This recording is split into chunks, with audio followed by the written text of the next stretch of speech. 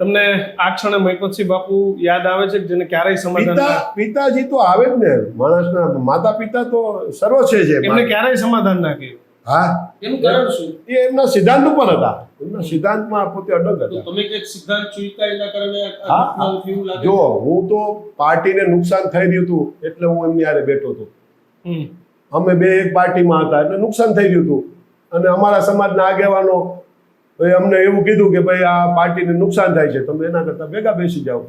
હું એ ભેગો બેઠો એટલા માટે. અફસોસ ખરો જીવનમાં? કોઈ અફસોસ શું હોય હવે જીવનમાં? કોઈ અફસોસ નહીં.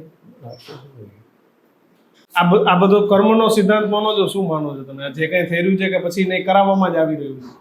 એ તો બધા જોવે જ છે, ગોંડલની પ્રજા જોવે છે, બધા જોવે છે.